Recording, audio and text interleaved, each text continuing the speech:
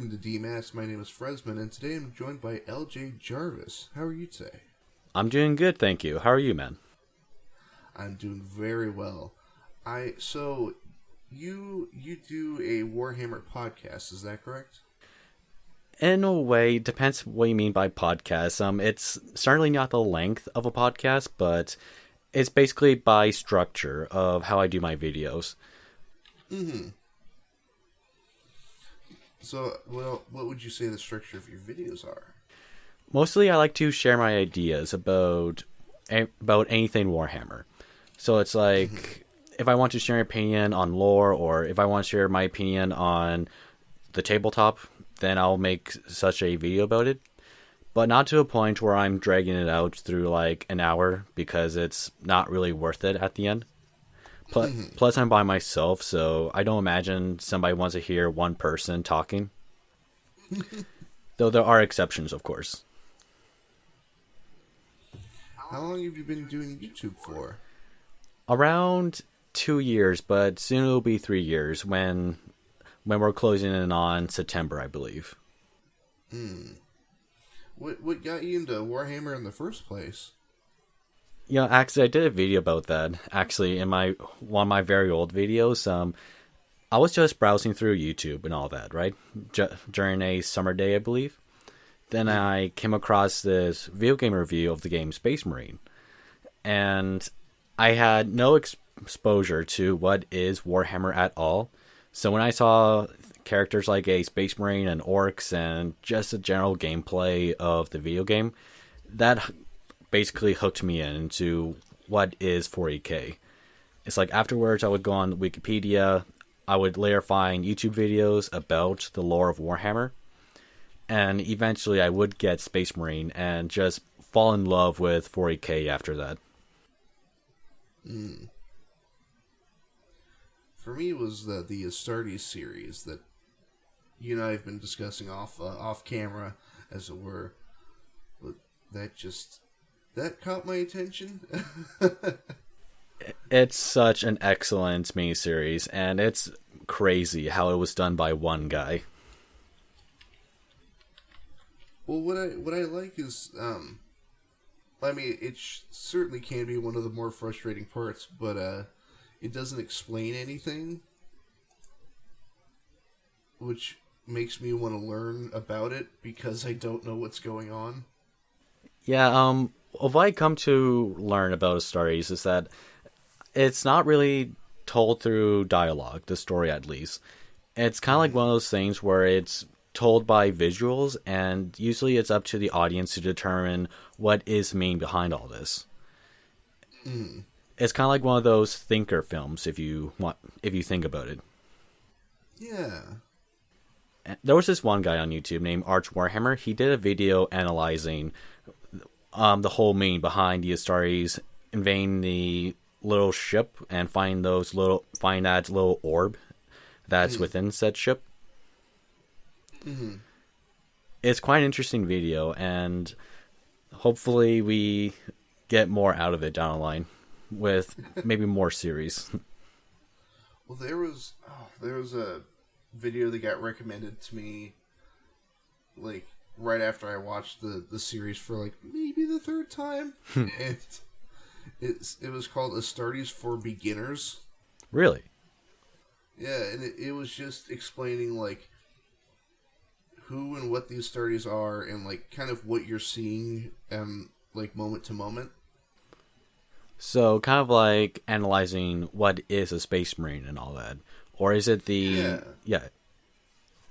But, like, going through the miniseries and kind of stopping, like, alright, here's what this means, and here's what that is. Ah, interesting. Yeah. What I especially liked about the miniseries is that it kind of shows how invincible the Space Marines are when compared to just regular human soldiers. Because even if they're being ambushed by, like, a mass of laser fire, they're just walking through as if it's nothing. Yeah, right? Oh. Especially the one that takes the lead and he's firing with one hand while calmly walking through gunfire. Yeah, exactly. Or my favorite scene is when they're fighting against the Psychers, right? And one guy, he's being pressed down to the floor almost. But in the last desperate act, he shoots his little bolt gun and goes for his knife. Mm-hmm. So, sorry. Even in this, sorry, it's all good.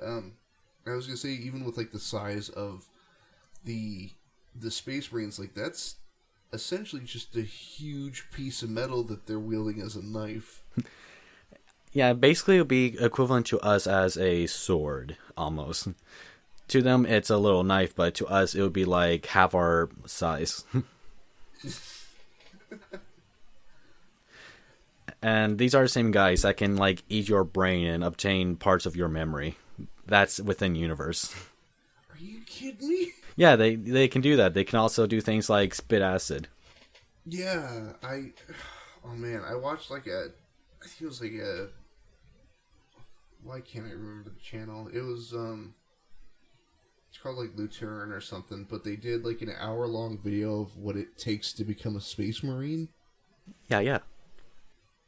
And, it's on the more rough end of the spectrum, I can comfortably say. It's very grueling to become a Space Marine. It's not something like Steve Rogers where you go into this machine and lights go on and all of a sudden you're a super soldier. This takes decades of organ implants, of combat, of mental training. And not every single candidate survives into becoming a Space Marine. Mm-hmm. Well, what I found interesting is that the idea that the Astartes are seen as, sort of, I wouldn't say godlike figures, but, like, huge religious icons. Yeah, like angels. The Emperor's Angels of Death, yeah.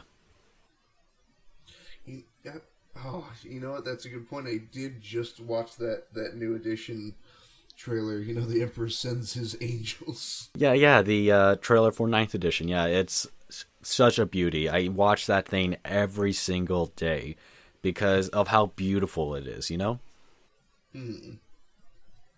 That's me with the Astartes, because not only is there the 5 video, playlist, but somebody took the time to edit them all together.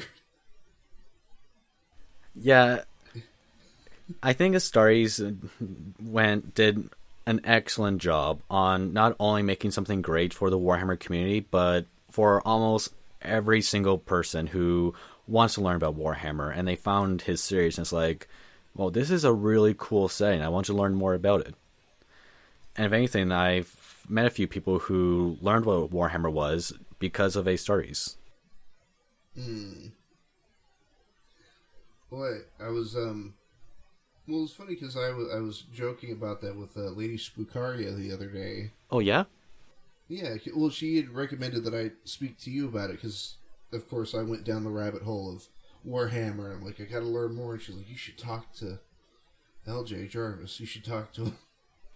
She's a great person like that. She is. But I was explaining to her that I frequent comic book shops with like the tabletops and everything. And so for years I'd see like the Space Marines and orcs and all that, but I had no context. So I'm like, oh, that's pretty cool armor, but I don't know how it works or what it is or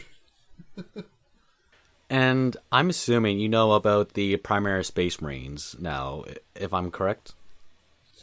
I have the most surface level knowledge. Also for, I think, the Ultramarines as well. Essentially, the Primaris Space Marines, they're the new evolution of Space Marines. They came around 8th edition. They did come around 8th edition. They're meant to replace the older Space Marine models and become the next big thing. It's not like, more like Space Marines 2.0, you can say. So what's the what's it called? What's the terminology for like the previous version? Is that Astartes? Well, The Astartes are meant to refer to Space Marines in general. Like primary Space Marines, you can still call them Astartes. Before them, there is no real name difference. They're just called Space Marines or Astartes. Okay. The newer ones though, they are called Primaris because they are the next evolution. But I can, and plus I think it's going to give Games Workshop some legal rights to finally trademark the name Space Marine, but with the name Primaris in it. But there's no but besides like some biology difference and of course in their creation, there's not that much difference between Space Marines and Primary Space Marines. Well, from what I can see here, pardon me, it looks to be just more of a style difference than anything. Yeah, especially about their armor. What I really like about it is that it kind of looks like Mark III power armor, if I'm correct, during their years as Space Marines, because I believe we're seeing Mark VII armor. I think you've seen Mark VII armor during all these years, but it's with Mark III armor that I think the Primaris have kind of like got their inspiration from in power armor design. By how their helmets are shaped and all that. Okay, yeah, I can see that. I'm staring down a chart of all the different armor types. Yeah, and you saw I believe it's Mark III armor, right? The one that looks like bucket heads? Yes, the picture I have is kind of blurry, yes. Yeah, it kind of looks like knight's armor, you could say. Yeah. What is that? When it comes to Games Workshop and lore, they don't do anything short. They make histories of their lore and armies. It's like they make an entire book series of what a Space Marine is and certain battles and all that. Well, that's what I realized trying to learn. I was like, yeah, I can just learn about the Space Marines, and then it's like a 20+ year thing. Yeah. What was I going to say? Yeah, there's this one history event in 40K called the Horus Heresy. It's kind of like a civil war between Space Marines and all that. Yeah. Currently, right now, I believe there are 50 books. And we're not at the ending yet. Just a sec. You said 50 as in 50? As in 50.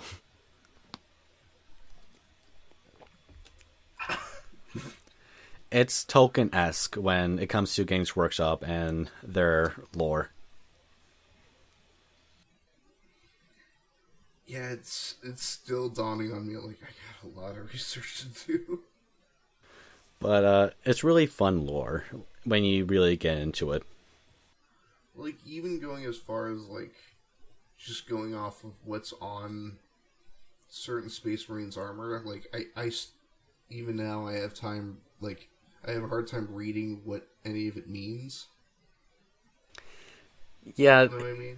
Yeah, it was for me when I was starting out, and it's sometimes like that when it comes to Warhammer Age of Sigmar, but eventually you will get the understanding of it.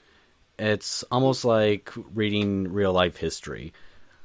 As soon as you get to the beginning, middle, end, it all starts to connect together. Alrighty, so for somebody like me who is just now jumping into the deep end, where would somebody like me start? Well, I would just simply say try YouTube. It's like there are a whole bunch of YouTube channels that concentrate on Warhammer lore, and if you're just doing things like going out, I would say it is YouTube. I think when it comes to wanting to know more about stuff like 40K, kind of like how if you found an interest in history, you might find this history channel that is dedicated to that subject. And that's how it was basically for me. But eventually I started collecting the books. I, of course, liked the books and would continue them. And eventually I would collect the armies, which got me further more interested in what is 40k. Though it is not mandatory to get the models. It's not mandatory to get the models, though. I'd like to get at least one. Oh, yeah? Just one Space Marine just for me. You can get a Space Marine character, but I do have to warn that the hobby isn't cheap, unfortunately. Yeah. But it's not like you have to start a huge army. It's like you can get just a box of Space Marines if you want, and grow from there if you want to. I feel like I'm hitting like kid in a candy shop territory. It's like I can just buy more Space Marines. That is exactly how it is for me when it comes to all the armies. As soon as I go to a game store and find some Warhammer stuff, I just want to collect almost one of everything. And when I see the little pile of gray on my bookshelf, it kind of bugs me that I haven't painted them yet. But I get around to it. So that's what's it called? Like a rank type thing, isn't it? A helmet color? Oh yeah. I'm sorry. What's the question? Oh, from in terms of Space Marines, doesn't can't you tell what rank a Space Marine is by their helmet color? I heard something about that.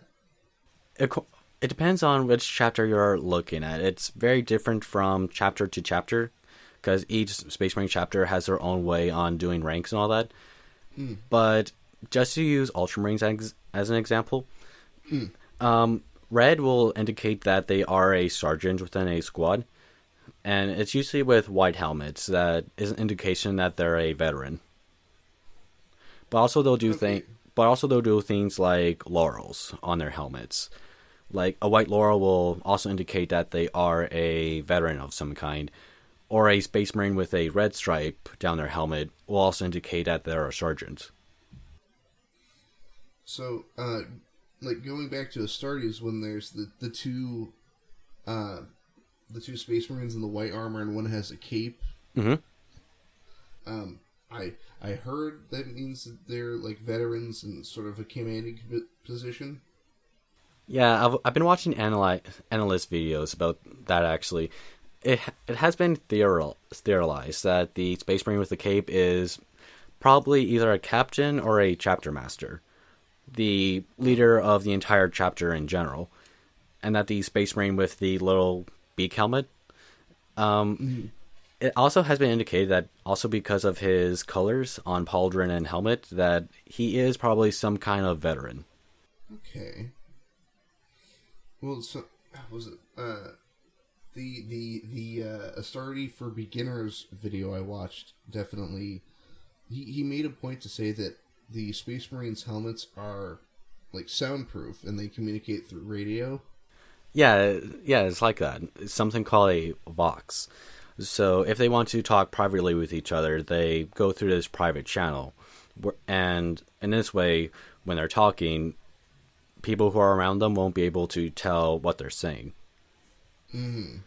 It kind of like mutes out the rest of the world, and they have their own little private channel, kind of like a Discord channel, if you want. Yeah. Somebody brought up the this is showing how new I am. But the priest that's plugged up to the orb. Yeah, actually he would be an Inquisitor because of the markings that he has, but yeah, he's some kind of priestly figure, yeah. Okay, so the Inquisitor that's hooked up, I remember the guy who was doing the video, he stopped, and at that moment he goes, remember, these helmets are soundproof. Can you imagine how loud that chanting is for you to hear it outside his helmet? And considering the fact that he's communicating to these two orbs outside of reality, it's like, who knows what's going on in his brain? But it's like, I can't imagine it's anything pleasant. It's not all sunshine and rainbows. And the grim darkness of 40K, there's only war. I do like how that phrase is universal. It really is. And I think it's one of the things that makes Warhammer really great and all that. It's like, it's really dark setting, but it's one of the things that makes 40K great, in my opinion. Was it somebody brought up a point where it was so you know your usual stories about like there's the good guys, there the bad guys. And 40K, there is no good guys, yeah. Exactly. And somebody brought up, it's like, well, the Space Marines and the Imperium of Man is like the lesser of some of the evils, but they're still pretty bad.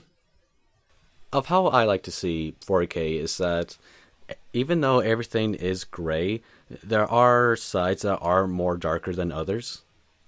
So even though the Imperium of Man isn't good, like it's a theocracy run by a few, I don't imagine you want to live your life as a slave to the Drukhari. Who are the Drukhari? Before I do, though, do you know about the Eldari? Or, in their old name, the Eldar? I've heard of them, but I do not know who or what. To put it very simply, the Eldar are kind of like the space elves in 40K. Okay, yeah. They're not really elves, but of how they look and how they are inspired from Warhammer Fantasy, they are the equivalent of elves in 40K. Okay. And the Drukhari, or in the human term, the Dark Eldar, they are kind of like the Dark Elves of the universe. But for here, they capture people and they torture them to replenish their souls. Because their souls are dying and they need to have others suffer by their hands in order to replenish it. Okay. They're almost like a dying species, but in order to survive, they have to torture others, because by doing this, it helps their souls keep alight and all that. Kind of like adding fuel to a dying fire. Yeah, like a sort of soul vampirism. Something like that, yeah. Speaking of soul vampirism, I've heard about the feeding the Emperor 1,000 souls a day. That happens. So, how do you dictate who gets fed to the Emperor?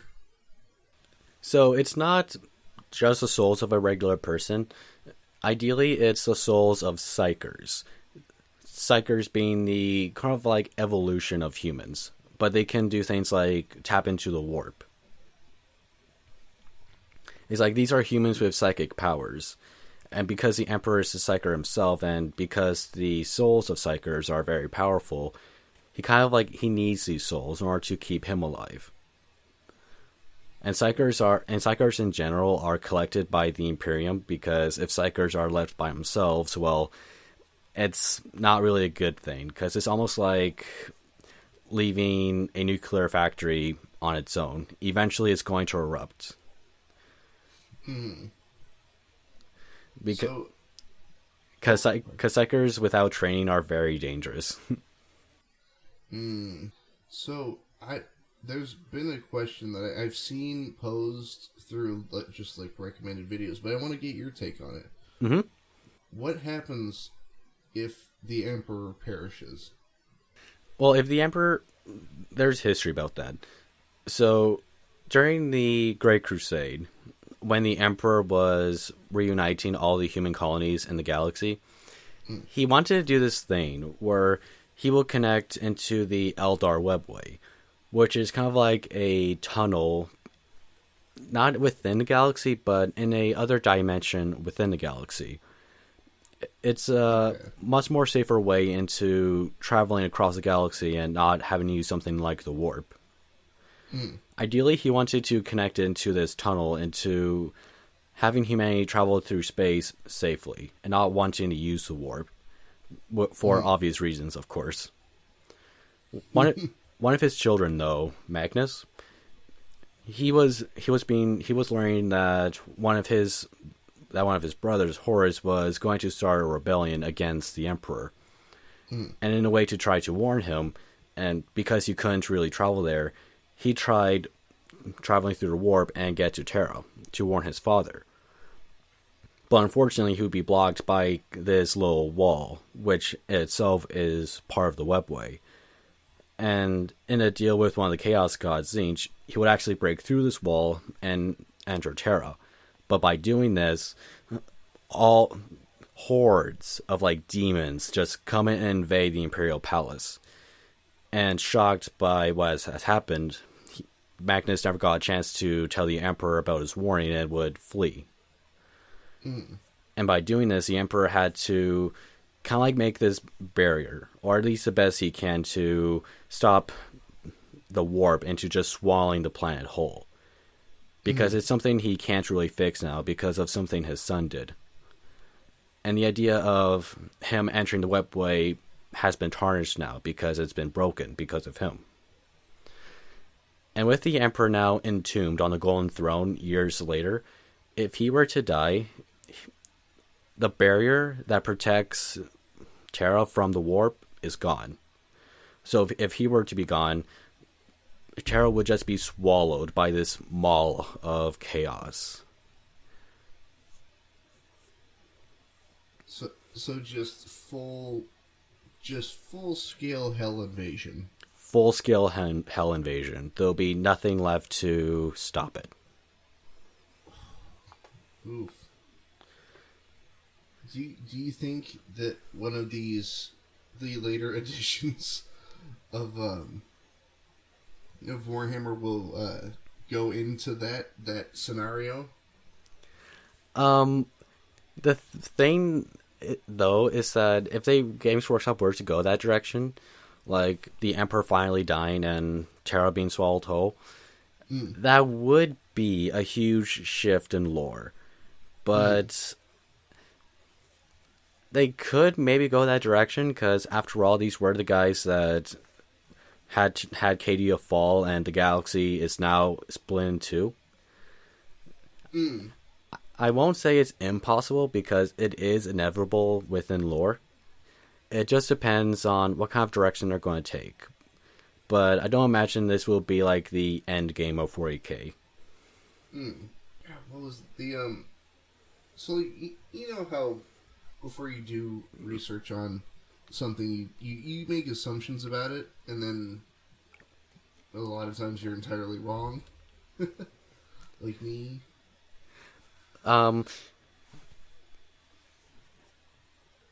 I'm usually wrong on some elements in lore as well. It's like, Yeah. I'm not a person that says I'm perfect, I can do no wrong. Yeah. Of course, I can get things wrong, and I, of course, can say words wrong within the universe. But Sure. but that's okay. I'm willing to learn. Well, especially starting like I said, the Stardies was my jumping in port, and I had a lot of misconceptions about how like the armor itself works, because I'm a big fan of power armor in anything. Like Fallout 4 is a strong example. Yeah, of course. That's me too. Well, I thought you just had to be a regular person, and like it's like a mech. You just climb in, and then you just go. You know, interestingly enough, you don't have to be a space marine to wear power armor. Really now. Space Marines are known to wear power armor, yes, but it's not like you have to be the super soldier in order to wear it. Like, there are Inquisitors that wear power armor, and of course the Sisters of Battle, they also wear power armor. that recontextualizes a lot of stuff for me. So even though you don't have to be a space marine to wear power armor, it's not something that's mass produced. It's not like something the Imperial Guard can wear. Yeah. And just out of curiosity, what do you know about the Sisters of Battle? And if you've seen their models, what are your views on them? I've seen the bare... So, like, I love this because I know that I know nothing. So help me here. So that the trailer for that 9th edition that you sent me, Mm-hmm. is that a Sister of Battle? Yeah, the woman that you saw with like the white hair and all that, that's a Sister of Battle. They're basically Cool. they're basically warrior They're basically women Templars in the 40K setting. Just like I'm like in Wonderful Party People at Home, you get to listen to me piece this together in real time. Yeah, the Sisters of Battle are a really interesting element in 40K. They are basically nuns with guns, and that's just awesome.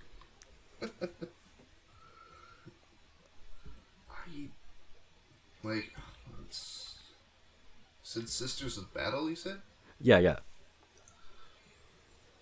Let's look at the model, shall we? They're part of a organization called the Adeptus Sororitas, and basically it is a collection of women who have multiple roles within what is basically the Space Catholic Church. You know, there's the nurses, there's the translators, there's those who serve like the bishops and all that. But their militia force, the Sisters of Battle, are probably what makes them famous within the fan base. So are they genetically modified like the Space Marines and everybody else? No, these are just like regular humans. But what makes them great is that they can literally harness the powers of the Emperor. You know, they literally can call upon faith to do things like heal them, or do things like shoot out beams of fire, or even do things like scare away demons with like holy lights and all that. So that's what that. So was that the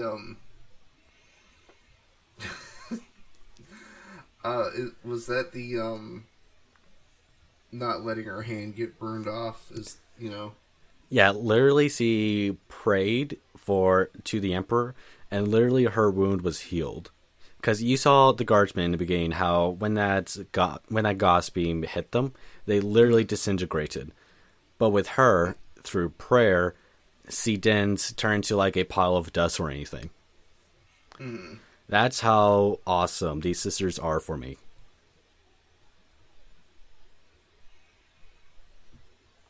I gotta learn more about that. I gotta learn everything about Space Marines.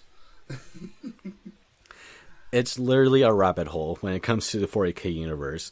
As soon as you might think, okay, I think I have an understanding of this, you'll learn about something else, and it's like, whoa, there's like 50 pages of this on Wikipedia.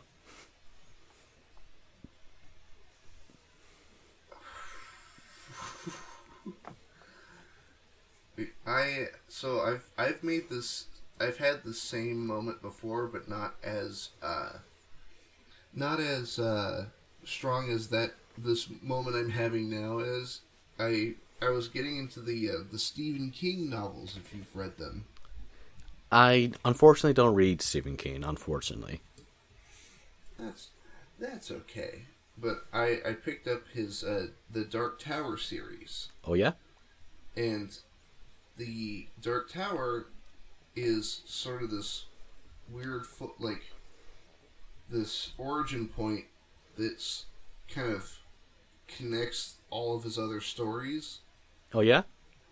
Yeah, and so I'm not just doing audiobooks. I have the physical books on hand. And the minute I was reading like the second one, then I watched like a couple of like Stephen King movies, and then I hear references to the Tower in those movies. I'm like, Oh, oh, I've awesome. made a huge mistake. Oh, awesome. That's actually pretty interesting. Well, have you heard of or seen the movie Gerald's Game? Ah, no, sorry. It's all good. It's a nice self-contained story. If I remember, it doesn't happen in the book, but it's in the movie. But they reference another Stephen King story that apparently happens at the same time called Dolores Claiborne. Really? Yeah, and then they up and reference the tower with one character saying, "All things serve the beam," which the tower has 6 beams that like hold up reality itself. Oh, that's really cool. Yeah, and like having to go through and try to learn everything. Yeah, that's exactly how it works with Warhammer and all that. Everything is intertwined with each other. Hmm. Well, that's why I chose to start with the Space Marines, because like the Imperium of Man seems to be in every way connected to everything else. Mhm. And so I figured that would be a good jumping off point. Then I realized, oh man, there is thousands of hours of lore. Yeah, Millions. I think it's safe to say that you're always going to learn something new when in 40K. It's like there is no, okay, I have read every single book, I have read every single codex ever, I know everything. It's not like that. It's always something you're going to expand your knowledge on. Mm. So don't be like afraid of beating like what am I trying to say? Don't think of it as like oh, I'm far behind because well there is no endpoint. Everybody's behind. I would say so, yeah. So I had a quick question about your icon Oh yeah. or your character, as it were. Yeah. How would you describe your Space Marine? You know, I have no idea why I chose to give him fedora. I guess I wanted to make him a sort of little parody of a skeptic. You know, Okay. the online skeptic who wears a fedora and all that. I think the kind of direction I wanted to take with the Space Marine is that it's not only because it's not just I want to make a Space Marine character for my YouTube channel, but I want to do like this kind of guy, a reflection of me in a way, who likes to explore the universe and the tabletop of Warhammer to kind of like encourage discourse and all that. On talking about Okay. what else could we do or what else can 40K expand upon to make it not only great but spectacular. Okay. Do you do you partake in heresy? I have the Liber Chaotica, and that's basically like the Bible of chaos. So I'm not afraid on getting on the Inquisitor's badge, getting targeted by the Inquisition. I tried to watch I watched all the full video of just all of the cutscenes from the game Space Marine. Oh yeah, it's And such a great game, man. I the ending kind of bummed me out a little bit. Yeah, because like we never got a sequel, and it's really disappointing. Well, it's not just that, but like you go through all this fighting, and you essentially kill what's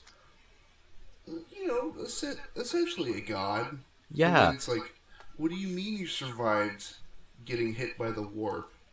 yeah, Inquisition. and Leandros just like snitched on him, Yeah. like prick. Oh, am I allowed to swear? Yeah, totally. This is not a family-friendly show. Go for it.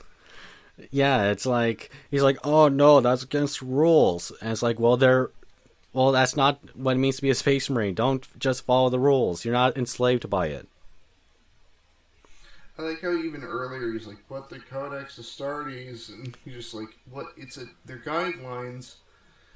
You gotta make your own decisions, man." Is think for yourself. You're not a slave.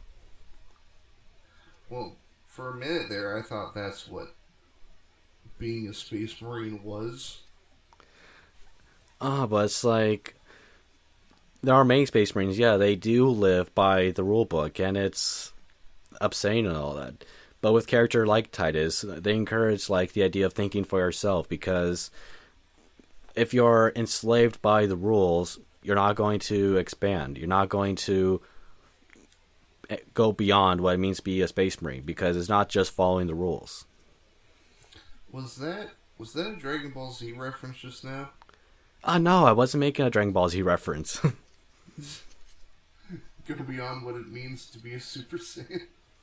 No, I don't watch Dragon Ball. I'm sorry. No, it's all good. It's all good. Well, I heard it. I'm like, wait a minute. Nah, sorry, I don't watch Dragon Ball Z. What do you watch, Um, if anything? I do watch things besides Warhammer. It's like when I'm doing my painting, I do things like watch creepypastas. That's what I like to listen to as I'm painting. Do you have a favorite creepypasta? There's this one. I listen to it at least once a day called The Well Went Bad on the McPherson Farm. I believe that's what it's called. Basically, a kid, he walks by a well and he hears like echoing down inside of it. And eventually he brings his friend over, and the friend is like encaptured by this well. Eventually, something just comes right up and snatches him down below, dragging him down this well. And eventually they found out that this well isn't really a well. It actually connects to a underground, just like a series of tunnels, and no one knows what this thing was or is.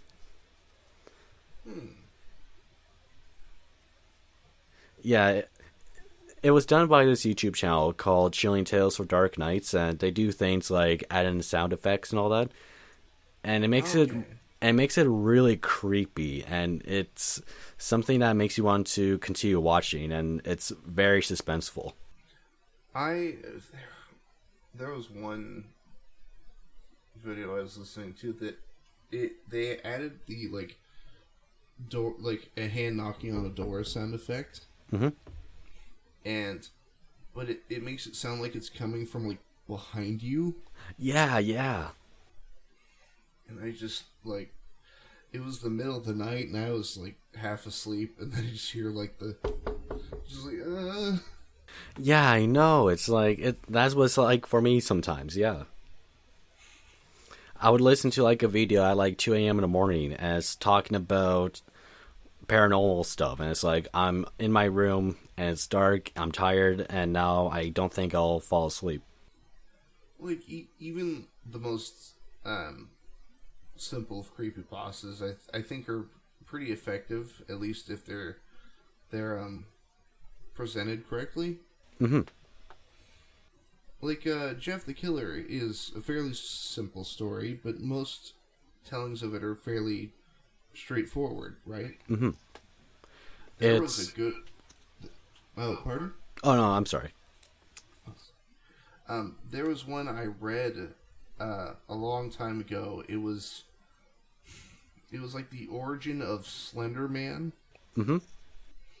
But it explains why he has no features and all this. And it's like a vengeful spirit who was sort of betrayed by his community. Mm. And they're like, well, the punishment is we're going to pour like hot, like molten wax over your face and then kill you. Oh man. But yeah, that's what I like about creepypastas. It's like it's not about the story that's told; it's more like about presentation. Mm-hmm. And just out of curiosity, though, with you seeing Warhammer 40K, Do you know of Warhammer Age of Sigmar, and what are your impressions on it? I know next to nothing about Age of Sigmar. I still need to catch up on that one. It's essentially its own little universe. It's not connected to 40k at all, and it's more like a high fantasy setting, whereas 40k is the dark science fiction. Oh, I see what you're getting at here. Yeah, I'm looking at artwork, and it's more, sword and shield than it is bolters And las guns, yeah. play and the flashlights. Hmm. That's one of the ones I learned about is just being a regular, like, infantry soldier. So, and I think also the best way, if you want to learn more about 40k, is, of course, with the books. And there are plenty of audiobooks online, which I think you'll find very interesting.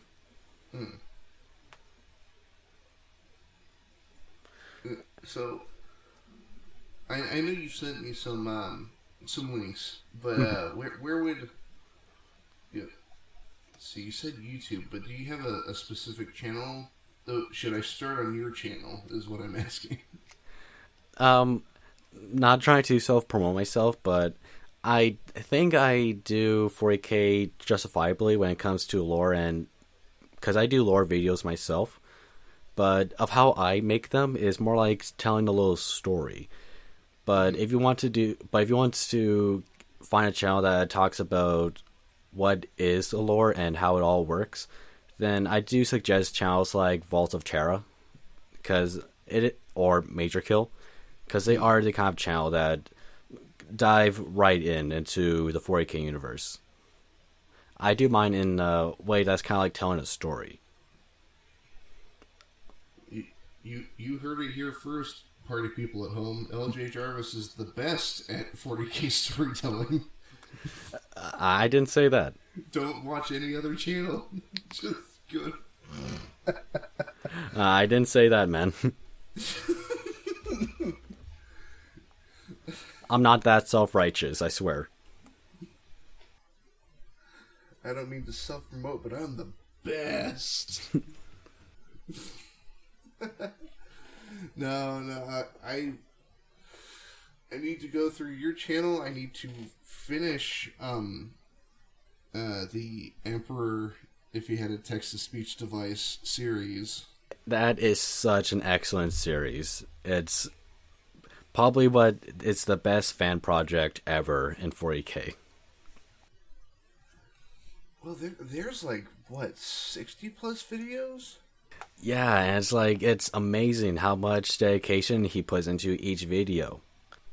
And it's like he invites other 40k channels to do voice work within his series and all that. Like characters and all that. It's amazing. Well, the animator, what's his name? Garrett? Or Garrett? But I'm familiar with his work, so I was actually kind of surprised to see him on there. Oh, he's on there? Oh, I don't watch the credits. I'm sorry. He does the animation that he does is that the how the pictures move and bend and stretch and all that. Mm-hmm. But he does stuff like that on his channel. Link in the description below for you wonderful party people. Awesome. I'm pointing at nothing. You over there. Yeah, you at home. You heard me. I'd like to finish that series because so for the Emperor text-to-speech series, how accurate would you say it is? Well, it's telling its own story, of course. Sure.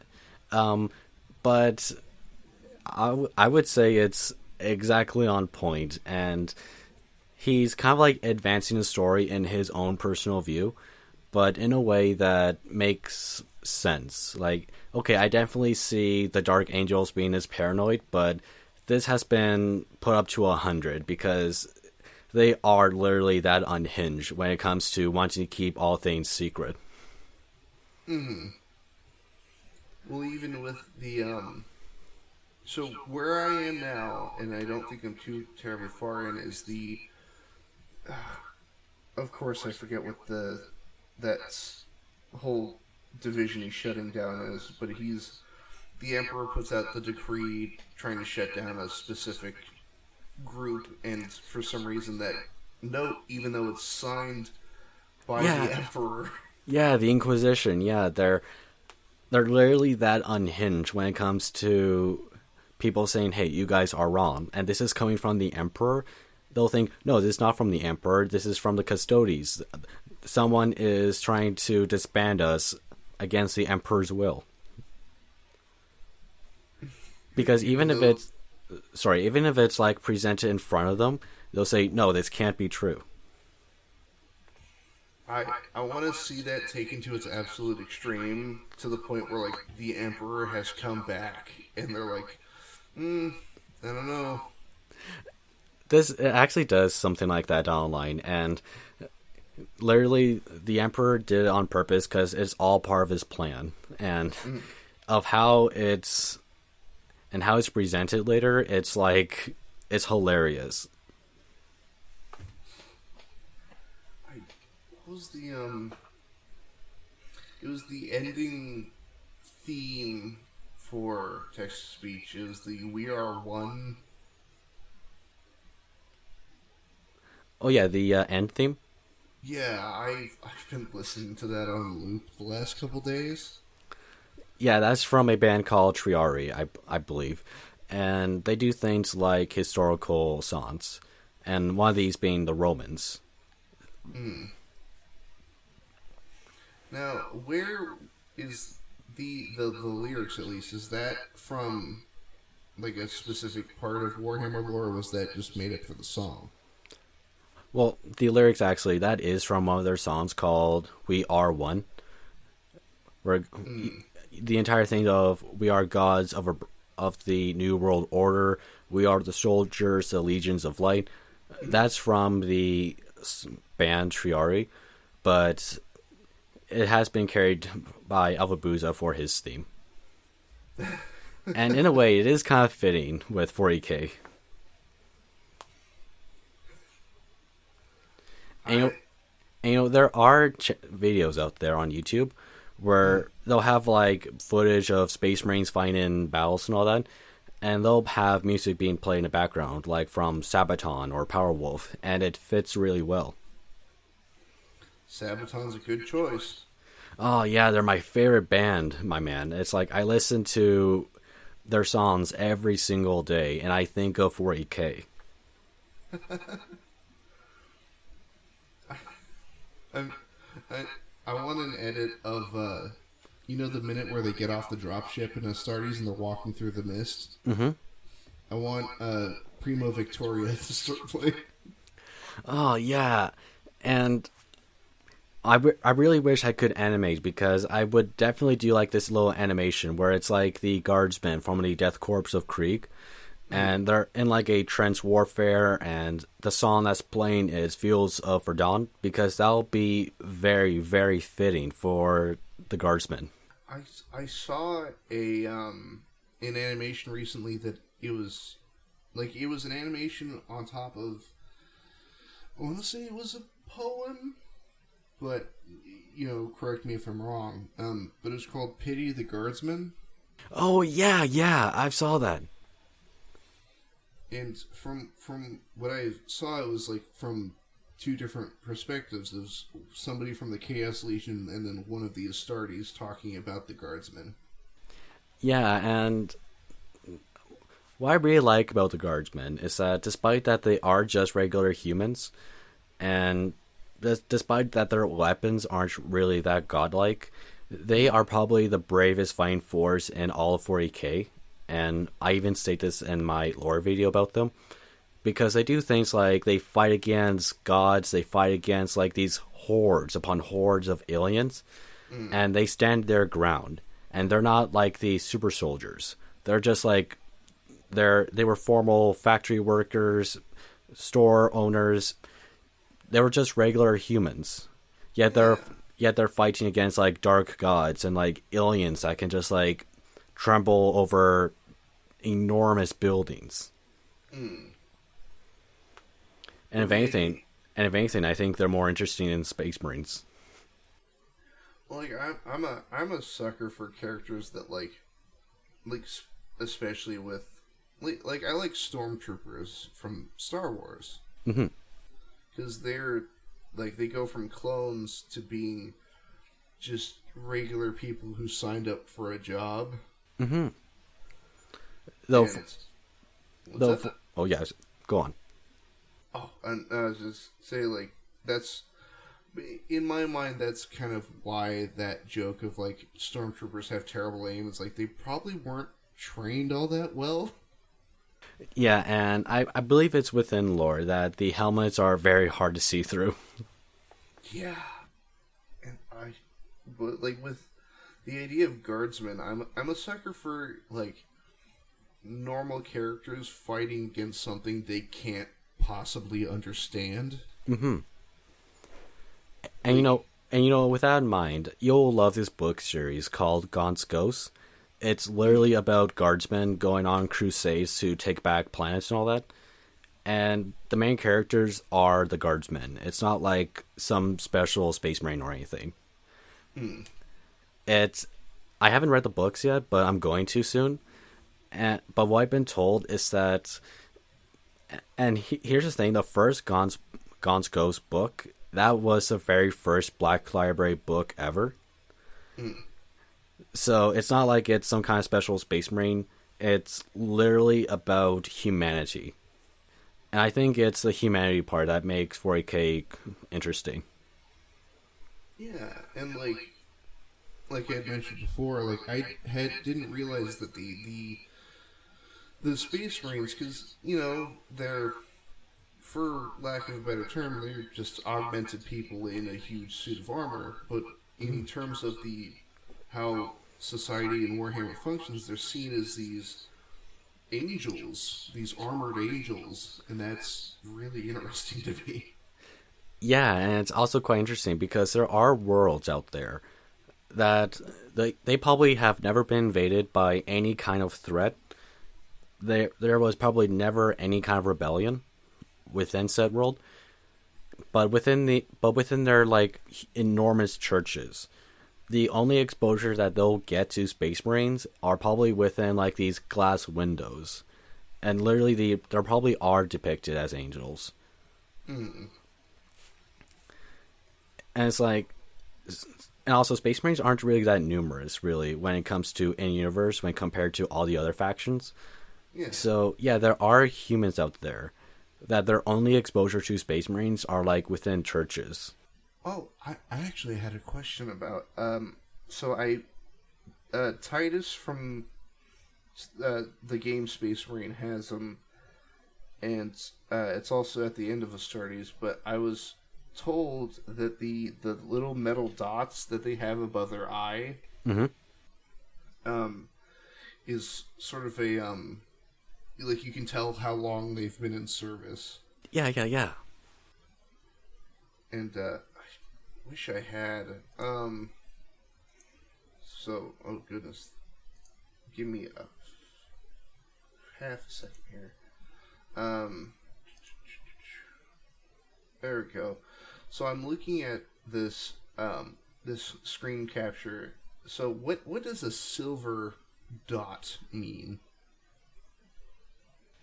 What I believe silver represents 50 years, and I believe gold is like 100 years, or at least to my understanding.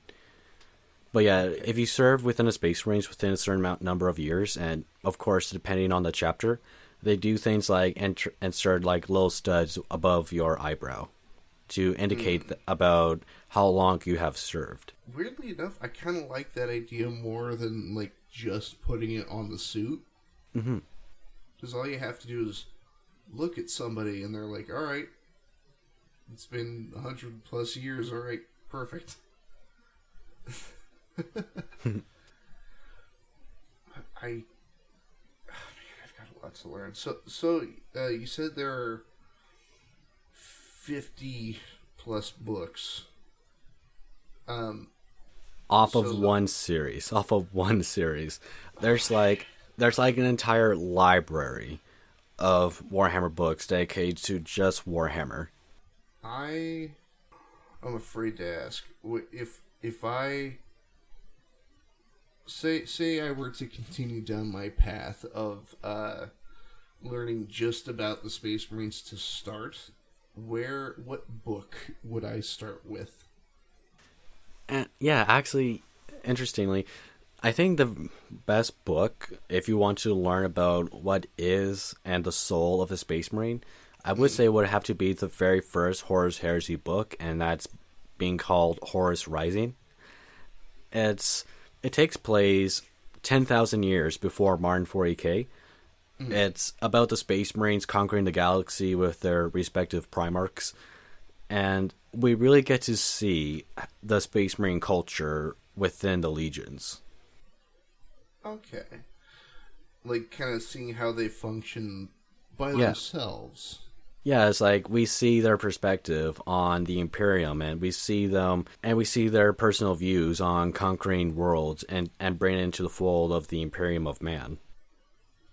Well, oh my goodness, that's an interesting idea as well. It's like how do Space Marines even function when not in combat? Like, what do they even do?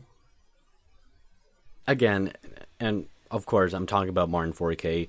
It really does depend on chapter by chapter, and we actually see this within the Horus Heresy books, within their legions. They do things like they do combat training, they do hang out with each other, and it's like their function is for conquest. And one of the Space Marine even asks, "What are we going to do after the galaxy has been conquered?" It's like if there's no war left and there's no other world to conquer, what are we going to do? It's a terrifying concept, especially for Space Marines, because they've undergone so much just to fight.